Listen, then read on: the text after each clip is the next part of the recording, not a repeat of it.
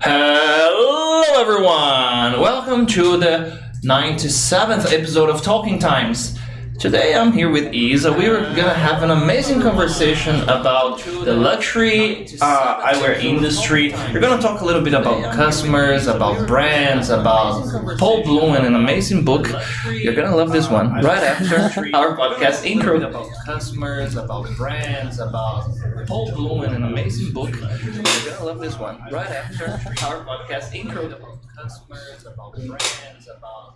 Hello, Isa. Hi. Welcome. Thank you. It's a pleasure to be here. Thank you. Okay, this is going to distract me, okay? Okay. So I'm gonna leave it here. Ooh. Thank you. And eventually, I don't know if I'm gonna wear it today. Okay. Maybe. This is part of the studio now. Before we start, Isa, please introduce yourself to everyone watching us. Yeah, sure. So, as I already said, my name is Isabela, but don't call me that. Only if you're angry with me. Call me Isa most of the times, that's fine. I'm 26. I worked at Times 3 years ago. I was working here for a year and a half, kind of that. Mm-hmm. Then I fully changed fields, and now I'm working in Luxottica, an eyewear brand. I'm a mom, I'm a wife, I'm a leader, like a lot of stuff. But yeah, dude, is there anything else? You have been doing a lot of stuff. I don't know which one to pick. I guess I will start with the English part, you know? Okay. So, every English teacher that I have here, I ask this very same question. What's your story? How did you become a teacher? Yeah, so... What was the accident? It was actually almost an accident. I started learning English, I was 9, I believe. My brother started doing the course first. He was working already, so he wanted to do the course. And I started learning some things here and there, and it was cheaper to put 2 kids in the course than just keep one. So my mom put me to do the English course there. In the beginning, I hated it. Okay, this would be exactly my question. You know? Because normally, you were a teacher, so you know, when we teach kids or teenagers, it's very common to have that posture like, whatever. I'm just here because my mom made me. And I was 9. You know, I was a kid. So I hated it. But when I was like 11, 12... I grew up listening to Eurodance. My father heard... Eurodance? Yeah, my father Russian listened to... Eurodance? Kinda. So my father... My father only heard international songs. It was not too much into Brazilian music. Nice. So I was already familiar with the songs and with the lyrics and everything. So there was a time that I was actually listening to a song and I understood what he said. It's nice. Something is working here. And then I started trying to learn more stuff. So I went into pop culture, pop songs. On my time, it was Disney things, Disney singers and everything. No, it's too early for you to have met Taylor Swift, right? Too early we're mentioning, it's the best songwriter, and I'm not some say singer because there are better singers than her, but she's my favorite. It was too early for you to It wasn't. I was like 13 when her second album was released. So I do recall that. So you got the country part of her career. Yes, I did. I did. It. Yes, I did. But then I started learning songs, and then on the course that I was studying, they needed a teacher, and I was doing pretty well. So they're like, "Oh, do you want to teach here?" I was a teenager, I needed money, So yeah, why not? So I was working at night, and then on the weekends as well, because I studied during the day, the whole day. So I went to the course when I was 14, 15 is when I started to teach there. And then when the education bug gets you, it gets you. So I wanted to be a teacher. My mom didn't approve it. She didn't like the idea. Yeah. Oh my God, why do you want to suffer like that? That's exactly what she said. Were you at home? No, but it's a canon event. It happens for everyone. I heard something similar, but first I want to be a football player. After that, I said, okay, I'll stop worrying my parents. What do you want to do with your life? I want to be a rock star. You know? You're gonna stop worrying your parents. Exactly. So it's kind of pretty much the same level of worriness. You know? You have to choose something stable. But linking to what you do now, no spoilers. You started dealing with people as a teacher. Yeah, exactly.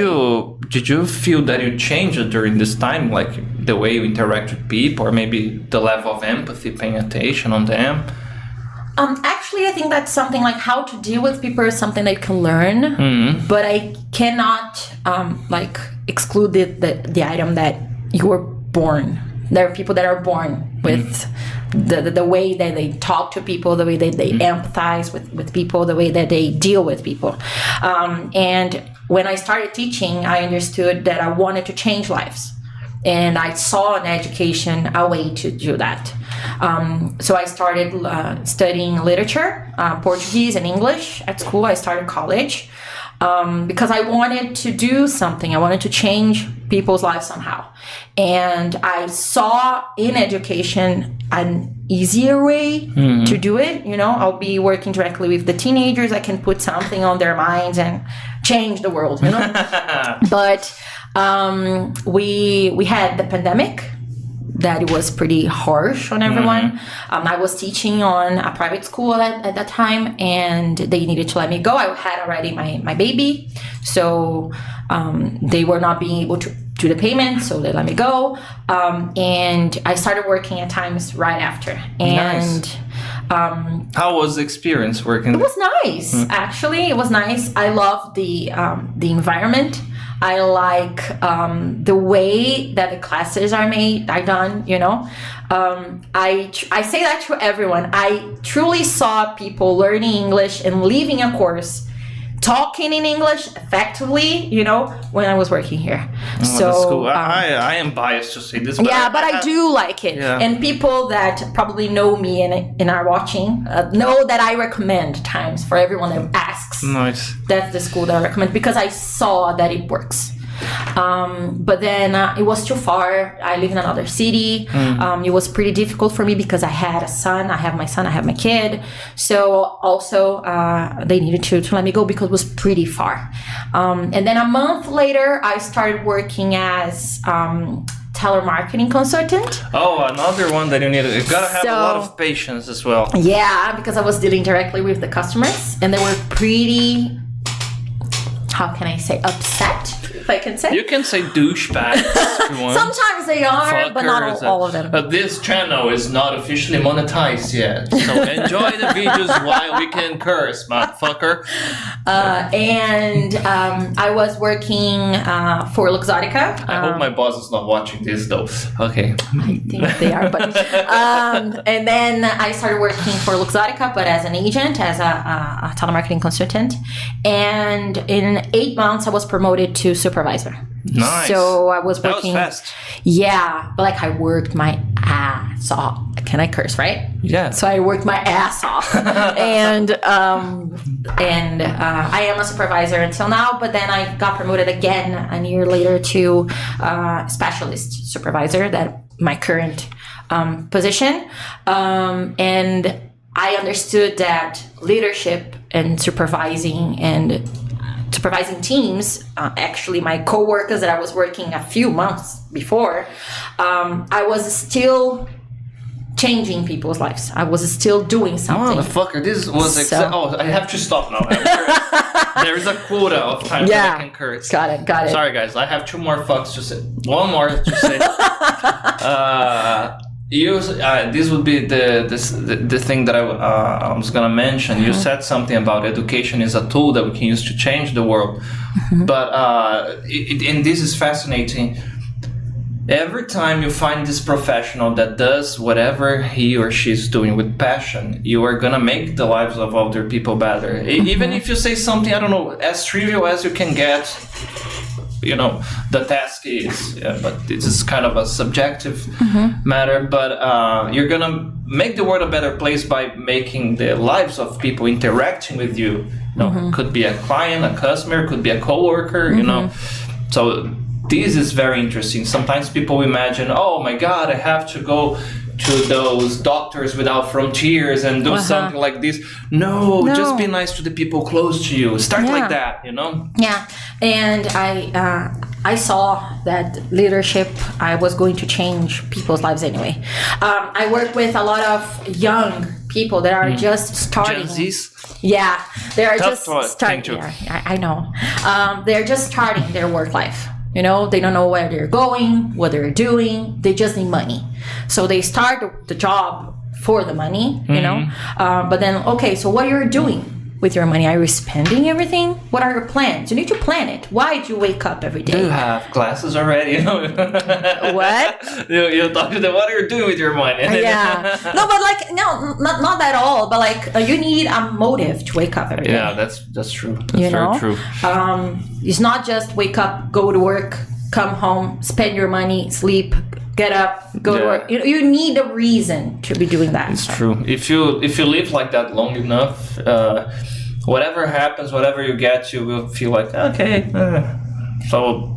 And it is a negative way because it's also contagious, you know.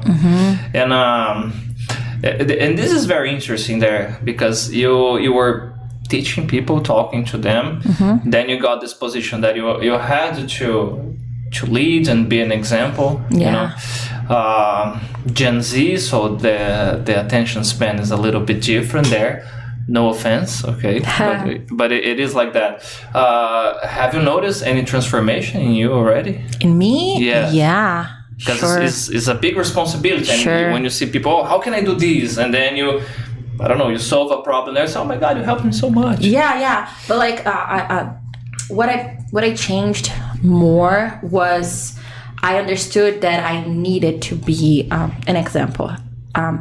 Just to exemplify, when I was a teacher, I used to talk too much, you know, to give the students some information that they didn't need to know, but like I was talking too much, and I didn't understand that what I was telling them, they were trying to see me with a different lens, through a different lens, but I was not giving them the message that I wanted them to understand. And when I turned into a leader, I understand that I needed to be what I wanted them to be.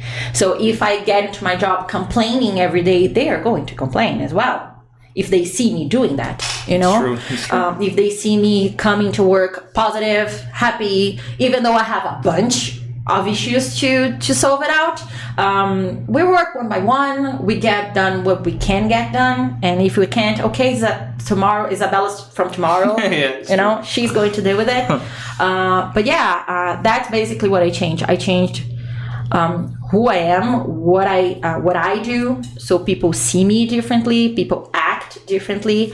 I do therapy for a few years. It does wonders. It's amazing. Yeah, and I understood that I cannot change anyone. I just can change myself. And if I change myself, people around me, or they change or they leave. And this energy kind of blows back and goes back to you. It's something like that. This is another point that as teachers we have to do. Sometimes we have these meetings and we discuss, sometimes we're having a bad day, but in simple terms, the student has nothing to do with that. No, they it's don't. somebody that is there to learn. But we are humans, so what do? You do the best you can and you try to find this genuine human connection with the person that eventually you yourself will feel amazing because you are doing something that is helping the other person. Say, I'm useful. I'm having this shitty day, but in these moments that we are here connecting, you teach people, it's nice. Have you ever heard, what's wrong with you? Is that they were always smiling and we're always happy? They do ask that all the time. But if I am like an energy person, so if I put out negative energy, what I'm gonna earn? You know, so I don't want anyone to come to work and look at my face and like, I need to talk to Isabela again. You know, like I need to talk to Isabela. Isabela's gonna help me. Isabela's gonna find a way. And everyone around me is going to vibrate the same way. If I am, not all the time we are happy. We know that there are some days that I'm not, but I try to keep myself quiet in my zone, so I do not contaminate anyone. Yes. You know, I have two bosses. One of them, she tells me like, I need to know if I'm negative or if I'm positive, if I'm a detractor or if I'm promoter. And understand where I am and what I'm going to do with the person that I'm going to interact next. So yeah, but I changed a lot. Okay. I had a feedback from today. You mentioned today? Yeah. Okay. You mentioned like, oh, I'm feeling useful, feeling helpful, and everything.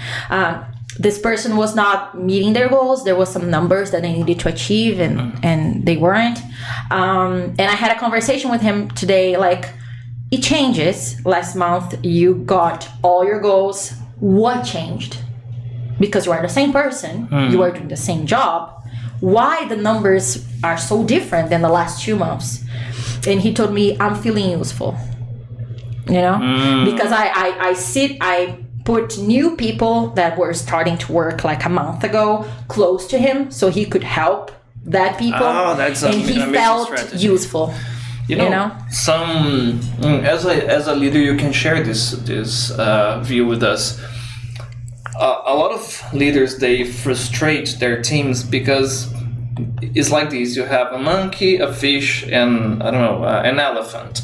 If you judge the three by their swimming skills, you're gonna have one excellent and two dummies, you know. Yeah. Or if you say, okay, now everybody has to climb a tree, the monkey's gonna excel. Yeah. So sometimes you need to have not that people are tools, but they will do a task that better fit their capabilities. Yeah, you know? to understand what everyone does differently, what are the best skills for everyone.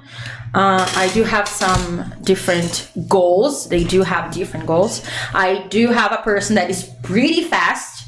He does every interaction like in 4 minutes. You know, he's pretty fast, but not that quality-wise. Okay. But I have a person that takes more time, but the quality is perfect. Okay. So a team, when put it together, we get everything done because we have each and every person doing a different thing. You know? And this is a quality that you only get when you practice stopping everything and just paying attention in the person that is in front of you. Okay, Who let me see what you're doing. Okay.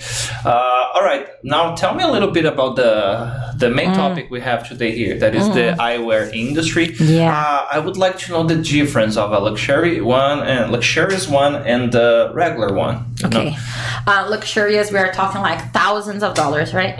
Okay. So like a regular one, just for you to understand, like Ray-Ban for the United States is a regular pair of glasses. But for it's us, very it's like, stylish. yeah, but it's a regular style, and usually it's done everything by machines, like it's manufactured by machines. Everything from the screw to the lenses to every part of the glasses, they are made by a machine. Stop right there. Yeah.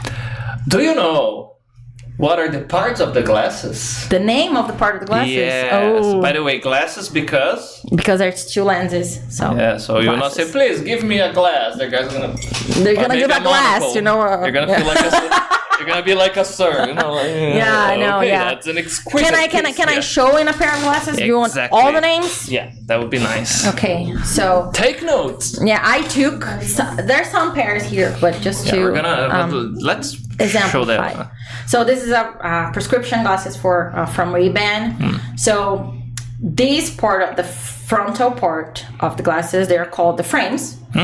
Actually, the whole thing is called a frame, but we can call the front part a frame. Sorry, I'm laughing because I remember a terrible joke that I told them, and I discovered that it works in English too. He's trying to frame you, but I don't know. Yeah. No, the joke. Yeah, got it. Yeah, I got it. For another moment of this conversation. So, damn. Then, actually, there's a part of the glasses that I didn't mention to you before. That is just the part that secure the lenses. That is the rim. The rim. The rim. Okay, at the rim. Okay. Yes, the rim that goes around the lenses. The lenses. of course. The rim, not the ram. Okay, Yeah, the bad. rim. Yeah. The rim, yes. So this middle part is a part that connects two different parts. Nice. So it's the bridge. Okay. In this case, the bridge is fully the part that goes into your nose as well. So it's injected. It's what we call injected. It's not separated. You told me that this is the strongest part of This is the stronger frame. part of the glasses. Yes. If you break this, there's no warrant. Okay. So this is the strongest part of the lenses. The glasses. You need to put like a lot of force to break it. Then we have the side view. We have the hinges here that makes the It's glasses. the same one you use for doors. I mean, the name. The hinge, it's a hinge. Yeah. The same stuff, yeah. Then you have, usually people say the arms, but it's the temple of the glasses. I will never guess. So this with full one. part is the temple, and the last portion here is the temple tip. The part that goes into your ears. Okay. So yeah, a pair of glasses. This is a Ray-Ban pair. It's pretty. No, it's beautiful. Nice, Okay, yeah. Let's check the other ones. The other ones. Okay. So I have a classic, my father's favorite. Nice, nice. Mine too. My father's favorite. I'm gonna give one to him as well. This is an aviator. Oh, this looks like the one from Stallone Cobra. Actually, I think there's a movie that someone wears this style. I don't recall. Maybe 100. Yeah, but there's this one like pretty Top obvious, Gun, but I don't. Cage. Thank you, Top Gun. Yes. Do you know why they're made like this in this shape? Okay, wait. Let me use my creativity and the voices in my head There's now. something connected to Top Gun, actually. Because of the mask or the earpiece? Because of the mask that goes into the nose, so it needs to fit into the cap and everything. That's why it's really thin. The temples are really thin It's because so it goes elegant. into the It's pretty. I like this one. It's pretty beautiful. So the same stuff is an aviator. So you can put the oxygen mask. It goes pretty well into the helmet because it's really thin. And everything. So yeah, this gap where our nose fits is just a gap, basically. Yeah, it's just gap. I don't know. But this one is we have two different pieces. We have the bridge and we have the nose piece as well. Nose piece. Yeah. This one that you can adjust. The nose piece. Do you know? Do you know the nose piece? If I know. The name? No, this was new as well. This little thing here is a different name. Now I forgot. I thought the name was nose piece. That's why I bugged for a moment. God, I forgot the name. Oh, sorry. Is it pad? Nose pad. Nose pad. Okay. Sorry. So yeah, there's thing, and the same thing, a tempo and the tempo tip. Nice. Okay. So it's pretty nice. This is not the best one for my face, I guess, because is the camera on my face? All right, can you give those tips about where should it go? Usually, to be a good model of glasses, they can't cover fully your eyebrows. Something of your eyebrows needs to be showing. So this is inadequate, or it's okay? You can wear it a little bit lower. It's supposed to be worn a little bit lower. Yeah, it fits nicely. This looks like I have a point, like in. He's dead. Got it. Yeah. But yeah, this is a Ray-Ban John Caruso classic. Yeah, that's fine. And I do have one a little bit more. This one I don't want to touch it. Okay. Okay, but it would be nice to see it. Please do it. So this is a Dolce & Gabbana one, a little bit more on the expensive side. Those you can afford by Dolce & Gabbana. And that's like a box, and case, and cloth case. Cloth case. Yes. It's not a bag. I lost the little bag. No, it's the cloth It's a cloth case. Okay. And then the glasses. This is a little bit more stylish. Yeah, side. but I look don't like a look cyborg. good on them. Okay, it's not my style. But this is a limited edition because they have the bag tag. Okay, now I want to touch it. Thank you. No, take it. No. Because they have, Dolce & Gabbana bags, they do have this symbol on them. So they wanted to homage the bags and put it on the glasses. So that's why they have that here, and it's pretty stylish. So from all of these, this would be the luxurious one. Kinda. It's not like it is a luxurious one, but it's not like a high end, like a Cartier, for an example. This is not done by hand. This is done by a machine. Oh, okay. But there are some brands they are done by hand. If you look closely, you can see the difference on the hinge as well. If you look at this hinge and if you look at this hinge, it's very different. This one is more sturdy because there's more weight into it and everything.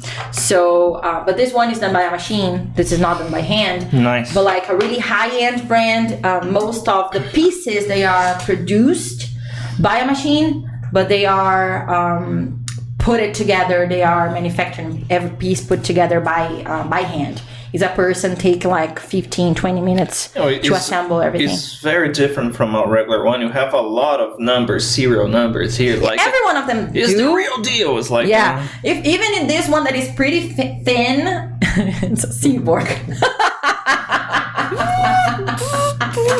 Question number 5. Scott, don't do that. By the way, how did you learn English? I'm joking. But even this one that is pretty thin, if you look closely to the temple, you can see there are numbers as well, even though they are really thin on the other one. Oh, yeah, it's true. Yeah, they are pretty thin, but they do have like serial numbers and everything. So. Oh my, I don't need to wear those. Okay, fine. One, yeah. Great. Or B3025 Aviator. Okay, you believe. Great.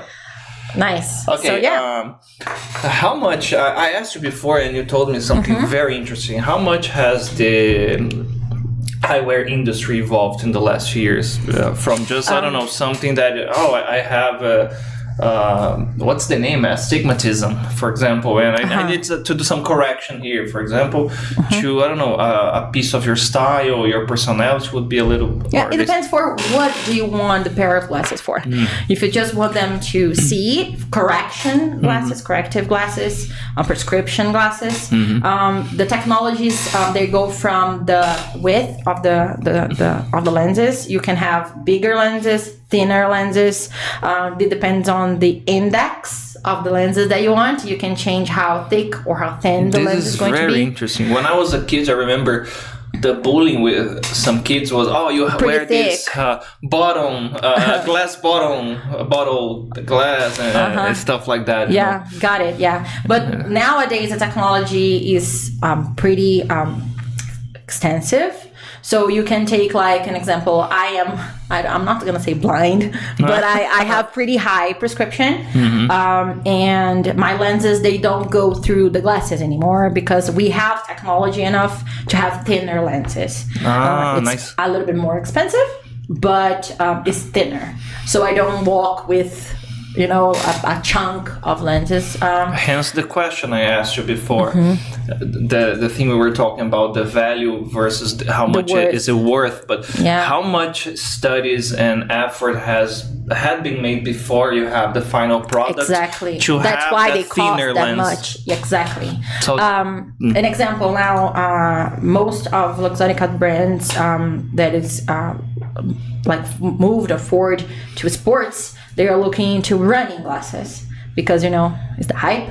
So, like technology for running on the street, technology running into the dirt, technology for running the sand is different.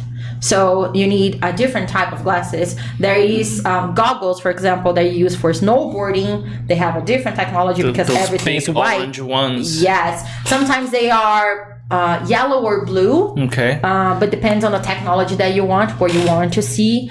Because if you look into into snow, it's all white. So how do you know that it's like a hole and you're not going to hurt yourself?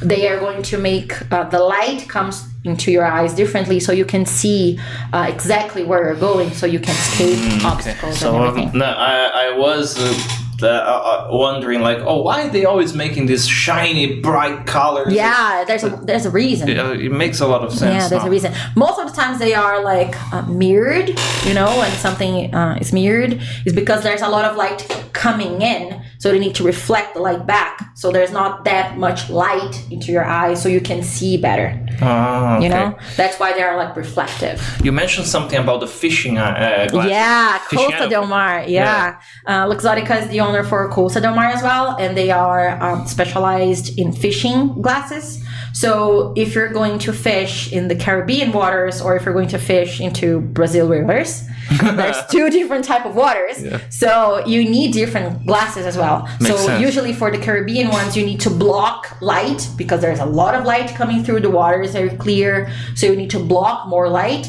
And for the Brazilian, for example, you need to bring more light. You know, it's like a camera lens. Yeah, the ISO regulation. Exactly. You open the diaphragm of your glass. Usually on our body is the pupils that do that. Yeah. But mine example, they are defective. So I need glasses to do that. How much light is going to come through, how light is going to come through. Yeah. Okay. I will have. Tell us about. Oh, moment, guys. This is a very important moment for me. I'm a little bit nervous because they're always watching us. You told me, Isa. Okay, that's the part that I need to be closer. I'm deadly serious now. Okay. You said something about special glasses for military people. Yeah. Like a regular person cannot have it. I can offer a lot of money. No, you're not from the military, but why so? Okay. Alien technology, maybe? No, but they're very expensive, and there's a lot of work put into them. Actually, there's some information that I even don't know.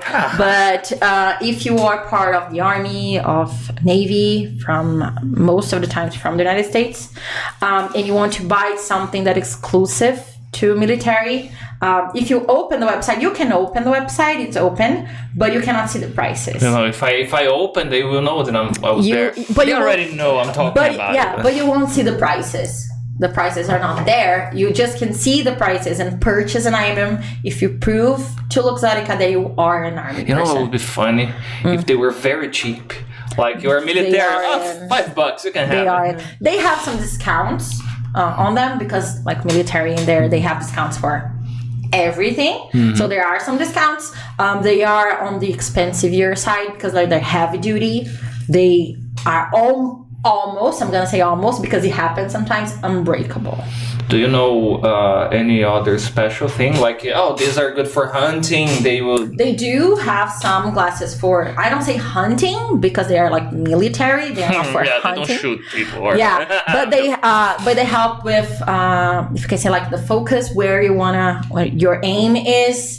Or if you're going to a pretty dark wood, you need more light into your eyes, so you wear glasses to bring light to your eyes. Or if you're going, I don't know, like to the desert, for example, you need a different type of glasses. This is so interesting. And not only glasses. They work with shoes. I almost remove it. Shoes, bags, uniforms, and like I'm very curious now because thinking about branding and the thing that the exclusivity is what gets me, because if you imagine, the companies, they want to sell their products, and then you can say, no, Mike, but it's just a niche there, it's something very special. But people want to be part of the clubs. Imagine how many people have failed their exams and, I can not be a Navy SEAL, but I can wear the glasses. Stuff like that. Yeah. But this is very interesting. And we were talking before. Okay, let me organize my ideas. We were talking before about why so there are brands that they're so effective in selling to customers, and people want to have that, and even being, oh my god, some people would say, I would never spend, I don't know, $300 in a pair of glasses, for example. But there is the thing that we were talking before about feeling part of the club, the status that is conveyed, Yeah. Usually a person that buy this type of glasses, they don't need glasses. They have LASIK. They don't need glasses. But just to wear it and people see you wearing it, they know that you are not where they were. Okay. If I can say that. Or it's like... there was a customer once when I was an agent that she saved like a year to buy a pair of glasses. She bought a Cartier pair with stones on it, and when he arrived, one of the stones were not there. And then she she almost cried with me over the phone because like I saved a lot of money. I studied in this college. All my friends have it. I didn't. I saved the whole year to buy it, and now it's missing a stone. You know, so you're not. She was called the Stoneless, and was cast away from the group. You know, but yeah, like she wanted to be part of the team. She wanted to be part of the girls group. You know, and when you are connecting with people, when you're connecting with your client, you need to understand where they came from. Why did they buy that? Mm-hmm. You know, it's just because they need correction glasses, or because it was a dream to have that pair of glasses, you know? And it depends for what reason they are buying it. Nice thing to say is that a few weeks ago, Luxottica launched new ones. I don't know if I mentioned it before. No. New ones is a pair of glasses with hearing aids. Okay. You know? Because usually people that need hearing aids and they also need glasses, imagine the amount of stuff on your ear. Oh. You know, because you need to wear the hearing aids and the glasses if you're not wearing contacts. So Luxottica launched a pair of glasses with hearing aids. So you just need one. This is very nice. Yeah. So like why the technology, where the technology is going to. You know, it's not just a stylish pair. It's your health. For majority of Luxottica's clients, it is health. You know, it is your sight, it is your vision, it is your hearing. Of course, there are people that buy like thousands of dollars of Meta glasses just to record a story. But there are some people that use that for work. There's people that use it for like, I am fully blind and I need to record what I'm doing, where I'm going. If I'm being stolen, I need to record 24/7 what I'm doing. So I'm going to be wearing glasses to do it because I cannot like put a GoPro on my head and go in the world. You know? I mean, you could, but it would be a little off. You know? But this is actually, now that you mention it, it makes a lot of sense. Let's say we are never prepared for something like this to happen, you know. But where are you right now? Okay, look, and imagine you can simply kind of broadcast. Take a picture. Yeah. Or I'm here right now. Do you know this is street? Oh, you are behind. It solves a lot of problems. Yeah. You know, and you can be discreet as well. Yeah. You know. Yeah. It is very easy for people to judge, you know. But you spend this to do that. But in the end, it's all about being part of a group. Mm-hmm. You know, you feel better if you can connect. You feel accepted. You know. This is a question by whoever is watching us. What was the most luxurious item that you bought, or that you would like to buy if you had the conditions? And tell us why. You know. I'll be reading the comments in a minute. Now, tell me a little bit about the customers that you have to do. Wow. Yeah. Because I imagine you have tons of stores and different profiles. Like I don't know. Do you create nicknames? Oh, he was a Ray-Ban. Oh, I had 2 Dolce & Gabbanas today. Like I don't know. No. You don't have to share the secret codes or anything. No, usually we don't give them nicknames. Usually we call them by their issue. You know, is this the refund girl? Yeah, it is the refund girl. You know, when they come back, our work is to do things correctly so they don't come back. Okay. You know, if they come back, I did something wrong. You know, because they're returning. But it happens sometimes. But there's different types of customers as well, and this I learned from a coworker, one of my peers, another supervisor. He made us study different types of customers, what every customer wants. There's a customer that just want the information and go. The pragmatic, the analytical. Exactly. Oh, you know. I have to study this. You share with us, please. this is good stuff. So to be more, I will not be like specific, but for the people to understand, like there's some customer that just enter, get the information, and I'm done. It's the type of the one that does the sell in seconds. Yes. I like this one. How much is it? What are the... Okay, it can be credit card. Okay, here. Boom. Yes, exactly. It's pretty fast. They're the ones that they want to tell us the full story, how did it broke, why it was bought, who was wearing summer it. night. And if you do not pay attention enough, they feel terrible, they not feel heard, and they're gonna give you a bad scoring in the end of the on the call. She was rude and unattentive. She was trying to put me away. She was trying to drop me off really fast. There are some customers that they're seeking information. They want to know what they're buying. They want to know why it broke. They want to know why it's going to take 10 days for them to arrive, their new pair to arrive. So with this different type of customers, actually, the team, my team, they need to understand the customer, ask the correct questions, to know which type of customer they are dealing with, and if they're going to spend 30 minutes on an interaction or if it's going to get like 4 minutes then. So you cannot treat different people the same way. You have to be really adaptable. Yeah, exactly. If you're doing the same script, the same type of work for every single customer that you get, you probably won't have success. You need to adapt. Yeah. And this is related to you working in the HR department as well? Yeah, exactly. How has the experience been going for you? It's been fine. It's been good. I like it. As I told you, I understood that I wanted to change people's lives somehow, and that's why I went. I'm now in the HR area, and understand how everyone works. Not just my customers, not just my team, but my husband, you, my son.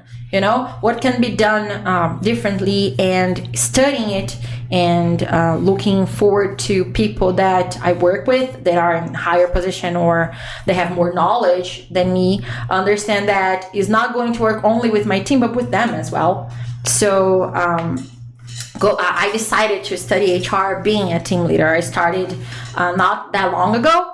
But I wanted to go into that field because, as I mentioned, I noticed that I could change people's lives through it, and I needed to learn how to do it and how to deal with different people.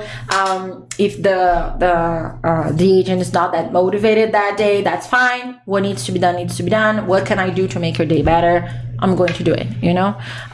So currently, I went into that field because of that, and I want to continue getting knowledge. Knowledge is never enough. So yeah, it's addictive. You start studying human behavior, this type of stuff. It's a one-way road. You start to see where they're looking, what they are wearing, if they have arranged their hair or not, if it was cut on the last 30 days or not. There's a person that is always wearing makeup. Well, today she isn't. What happened? Something's off. What happened? Yeah, exactly. Yeah. Do you pay attention on trends as well? Because they will come up with a new brand like TikTok videos or movies. Because, for example, every time there was a new 007 movie, there would be a new line of wristwatches and cars and the tuxedo or everything is a product there to be sold in the movie. The movie looks like a giant ad. Yeah. For guys. Have you ever looked into a gentleman's weekly magazine? Yeah. It's very funny because when you study propaganda and advertise in general, you start to pick this on movies. You are watching a movie and you have that specific take with the cartoon and the logo in a moving slow camera. So, then that's 30 minutes ago it sold out. Yeah. So what happened with the other podcast? Yeah. You mentioned something. Yeah. There was so it was Papa, right? Yes, there was an exclusive Oakley glasses that was paired with Podpah. They were made 200 pieces. They were sold out in 20 seconds. And how did that happen? It was like, oh, here it is. Yeah, they promoted it for I believe a period of time. They showed photos of it. They were wearing it during the podcast for weeks before. Then we announced the date that was going live, and it was sold out in 20 seconds. It started selling at noon, I believe. It was noon when sold out. Nothing. Damn. It was 20 seconds. 10 to 15 minutes later, when the products on the bags were not sold, they returned to the website in less than a minute. That was a gone. record, probably. I don't think so. I think for Brazil, I do think so. But for the brand, I don't believe that, because there was a pair of glasses that were made with together in partnership with Patrick Mahomes. Have you heard about Patrick? Maybe I know the face, but the name, it doesn't ring a bell. Mahomes. He's the quarterback for the Chiefs. Okay. The football league. It was a pair that already existed. It was a model that already existed, but it's a model that is custom made, so you can pick and choose like the color of the temple tips, the color of the front. You can choose whatever you want. If you want some etching on the side or on the lenses, you can pick and choose whatever you want. It's a custom made item, and he created one like with specifically that he liked.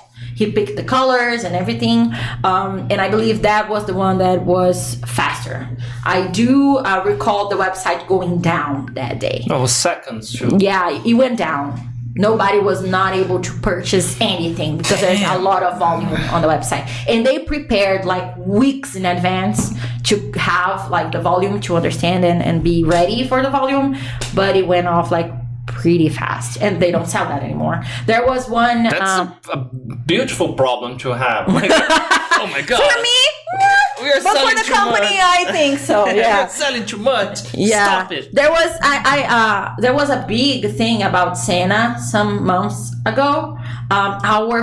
We already had, I believe it was in Ray-Ban, Formula One pair. It sold out as well because of Senna.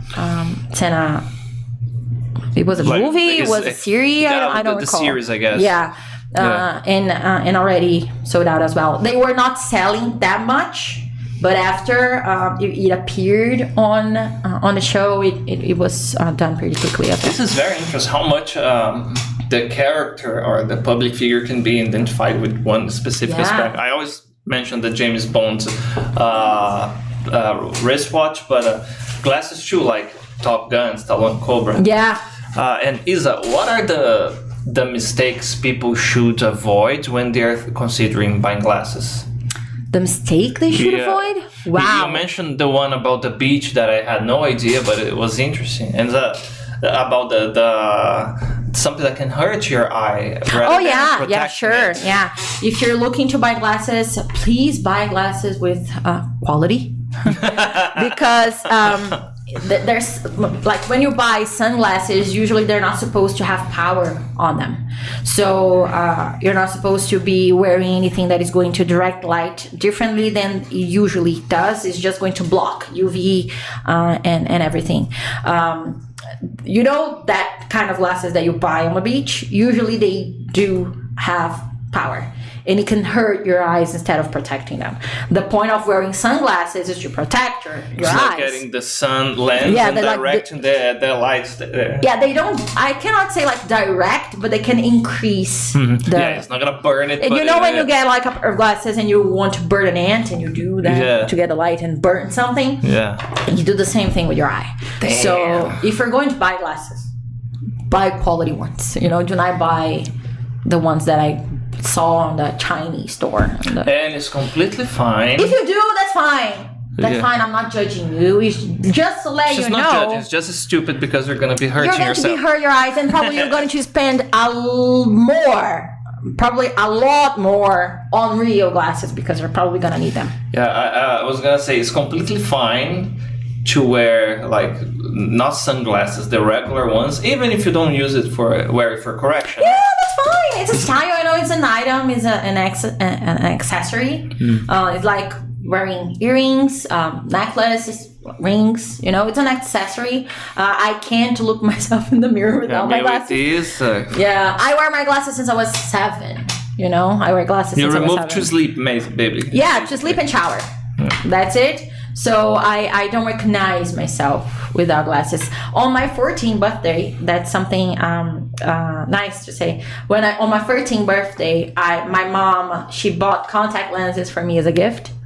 I always wanted to wear contact lenses and see how I like. I don't think So. No, I don't think so. They were pretty comfortable, but I was wearing, I have curly hair, but I was wearing my hair straight and with contact lenses. My brother passed through me, went directly to my mom and asked, "Where is Isa?" I was like, "I'm here," but sometimes the glasses, if you wear them every day, is part of your style. I know people that works in our company that have like one pair for each day of the week, one pair for each outfit that they're going to wear, It's a necessity. This one matches my tie. Usually it's paired with the shoes or the bags. Oh, this is a nice hint. Yeah, you can pair glasses with the shoes or with the bags because you bring whatever color you're wearing there into your face. So it connects, the whole thing. Tell us about the human rights projects that your company does. It's something very interesting. Yeah, this part, I work, I don't think if I mentioned that, I work for Luxottica, but I'm hired by a third party.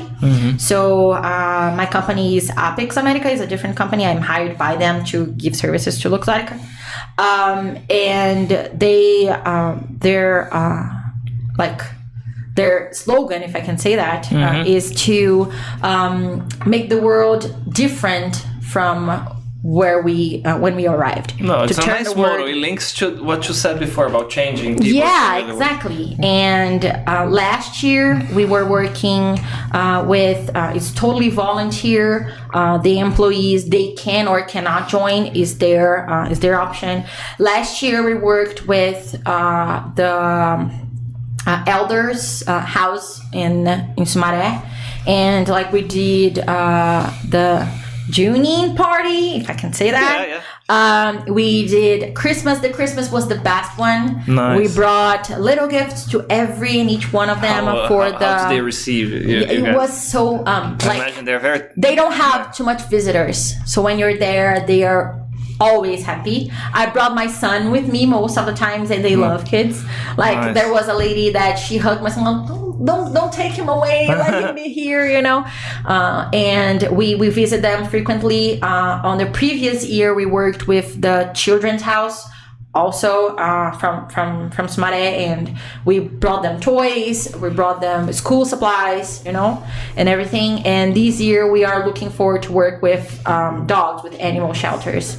So every year, we try to do something different. This is very nice. Yeah, and it's all volunteer. All the employees, we get together, we found money, we do everything that we need to be done, and to invest on these places that usually are so forgotten about the society. But it's not only changing the customer, changing the person that we're working with, but changing the environment, the society that we are in as well. So yeah, we do that every year. It's beautiful, and you solve another problem, that you create this cohesion among the group itself, the co-workers, because you are helping people together. You do this, you will create a different bond there. Yeah, that's very beautiful. Yeah, nice.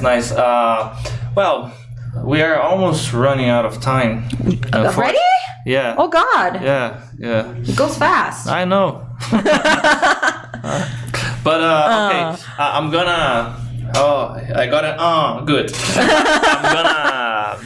I'm gonna take an advantage of your position. So, what are some tips that you can give? A lot of our students and people watching us, they probably could be going maybe next month or this year to a job interview, and they're afraid because of their English level. As an HR professional, what tips could you give to us about that? That's a pretty good question. Something that I always look for when I'm in the hiring process, is who is being themselves, who is not painting to be a different person. Okay. Trying to be the person that they are not. Because I want to see who you truly are. It's okay if you tell me that you don't know a word. It's better for you to tell me that you don't know a word than try to figure it out and say something some bullshit wrong. Yeah. So for the interview in English, I always do my interviews in English, since we work with the American and Canadian teams. So just be yourself, tell everything that who you are. Sometimes you don't have experience. Majority of the times that I'm interviewing, they don't have experience. Tell me what you did when you were at school. Some group work that you did in school and the what happened there, the dynamics that happened there. Like, oh, I was doing a mathematics project with 3 people. We had an issue with that calculation and we needed to solve it. And how you dealt with that is going to be useful as well. Not only work experiences counts. You will see if the human skills are already there. Exactly, and that's the most important part. Because we separate into soft skills and hard skills. Hard skills can be taught. I can tell you, I can teach you how to have hard skills, how to type a button, how to press a button. I can teach you that, but I can't teach you how to be a human being. You need to be prepared. You need to know everything. So don't try to be someone that you're not. Be truly yourself. Don't be afraid of getting something wrong. If you got something wrong, and if you know that you got something wrong, oh, I'm sorry, let me correct myself, and that's fine. It's going to be more worth it than if somebody's talking and not saying anything. Time. No, I didn't mean that. Something really interesting also is don't just answer the question. Because, example, do you have experience, right? Yes. How long? 2 years. Oh, that's the... Where was it? I need to ask to get an answer. Don't make your recruiter ask you a question. Tell them everything you want to tell them. Oh, this is a nice tip. You have experience. Yes, I do. I worked for 2 years in that place. And when I was working there, I was working with this, that, and that. And, tell them everything. They want to know. They probably want to know. If they do have any other questions, they're going to ask you. And make sure to know what the position do. So you can know what skills you have that is going to be good. This is a very good one. I like to tease my students sometimes, and I say, "Oh, the recruiter knows you're trying to bullshit him or her." Like, "Oh, I'm a perfectionist. I try to do everything very neatly. Oh, I'm a workaholic. I come to work and I cannot think of what anything." What is your defect? Oh, I'm a perfectionist. Really? But we know that you aren't, and be true to yourself. Tell me what exactly you need to improve, and I already know what I need to work with you to get into that. Can I share a bullshit answer that works? Yeah. You will know if they use it on an interview. But especially IT guys, they talk to me. I say, "Oh, listen, if you know you're gonna work alone from home, and you say, well, what are your strengths and your flaws and yada yada yada, instead of do this bullshit that's gonna cause a better impression. The flaw is something that can be fixed. Yeah. Could be maybe you are not fluent, but you have intermediate English, something like that. Oh, but I am studying already, so the solution is already on its way. Yeah. And another thing that's the bullshit part. Well, I rather work in group than working by myself. I can work by myself, no problem, but I feel more motivated when I work in group. So this is a group position, so it's not gonna affect, directly. But it sounds more genuine than, I don't know, I'm a perfectionist. Yeah. And the opposite, for example. But but the thing is, if you don't, it's going to cut you off in the first 45 days, If you don't, it's like me asking a candidate, this happened pretty recent. How are your technology skills, your computer skills, like working with computers? I worked with computers my whole life. I know exactly what to do. I can type really fast, everything. Then on the training system, okay, add this Chrome extension to your Chrome. The first one was like to your Chrome browser. The baboon gif. How do I do that? Do I click the link? I don't click a link. Do I need to click a link? But you told me. Yeah, don't lie. Don't lie. That you have experience working with computers, and they don't. So, and that's why the 45, 90 days are there for. Yeah. To separate who was really telling the truth. I forgot the other word. And something really special. Usually people can fake for 30 days. After the first 30 days, they start showing who they truly are, So that's why it's 90 days, so we can see who they are. If the person lies for 90 days, oh my God. Yeah, we have maybe somebody that should go to shrink. or maybe go to Global Studios. Yeah, They are reality needing show you. maybe. You know, they are needing you. Yeah. Isa, thank you so much. We could talk for hours, you know? Yeah. And I wish to wear this more time. So next time you come here, try to bring one of those military glasses. And a rifle. I'm joking. Well, I can try, but I can't purchase them. I'm not a military. No. You know? We should try to get in the black. No, I'm joking. Don't get it. No underground. But I can try to bring new pieces. I'll No, try. that would be nice. Thank you so much. Final You're message welcome. to everyone watching us. Well, I don't know if anyone who's watching know me. If you do, thank you. I really appreciate it. I told my team that I was going to talk about them today, so that's nice. Shout out to you guys. And I mentioned it in the beginning, and I'll keep mentioning it. Times was the best school that I worked for. I worked in a lot of schools, but I truly see people learning here. You know, in a year and a half, if you put yourself into it, you're gonna learn it. You know, it's not bullshit. You are gonna learn it. But Thank yeah, you so much. that's it. And guys, thank for the message for coming here. Don't forget, this episode is going to be on Spotify tomorrow. Subscribe to the channel, leave a message. See you next week on our next episode of Talking Times. Bye bye.